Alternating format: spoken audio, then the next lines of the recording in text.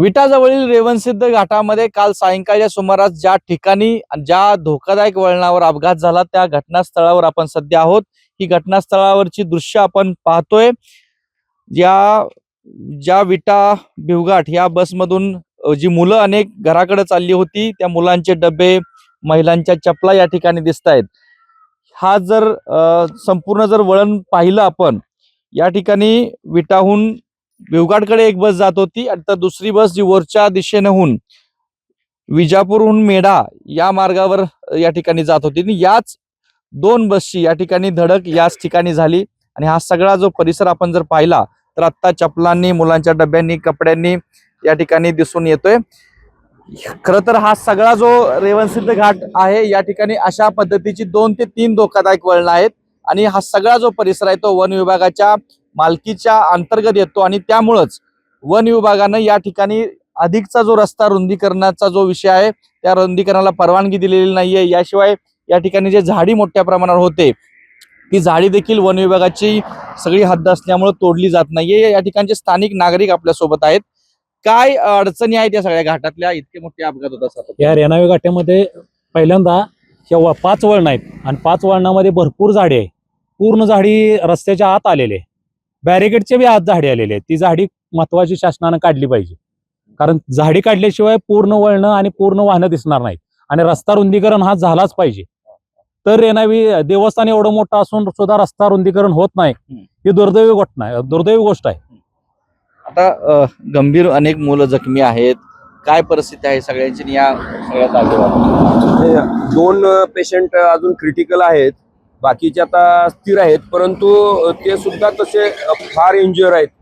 भरपूर म्हणजे अगदी एकाचे पायच निघून गेलेले आहेत आणि अशा परिस्थितीमध्ये जर प्रशासन असं जर गांधारीची भूमिका घेणार असेल तर आम्हाला पुन्हा रस्त्यावर उतरावं लागेल।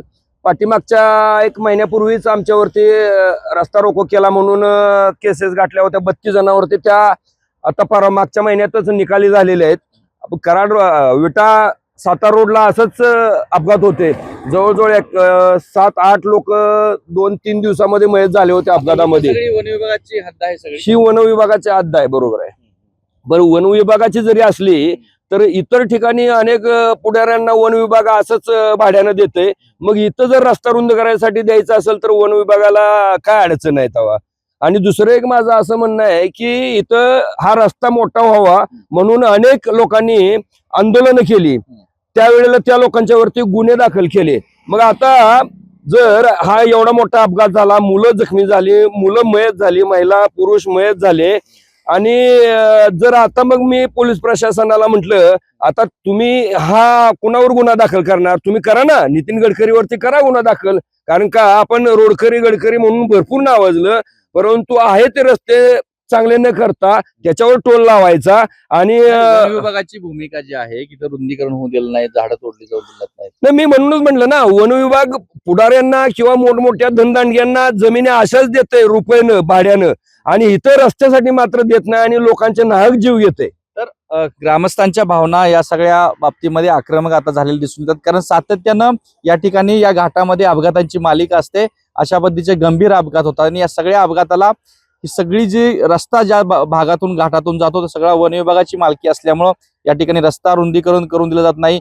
जे धोकादायक वळण आहेत त्या ठिकाणचे रस्त्याचं रुंदीकरण होऊ दिलं जात नाही, त्यामुळेच या ठिकाणी आता नागरिकांनी आपली आक्रमक भूमिका घेतलेली आहे आणि या ठिकाणचा सगळा जो रस्ता जो घाटातून जातोय त्याचं रुंदीकरण तातडीनं केलं जावं अशी देखील मागणी होताना दिसून येते। कॅमेरा पर्सन योगेश सोबत कुलदीप माने, एबीपी माझा, विटा, सांगली।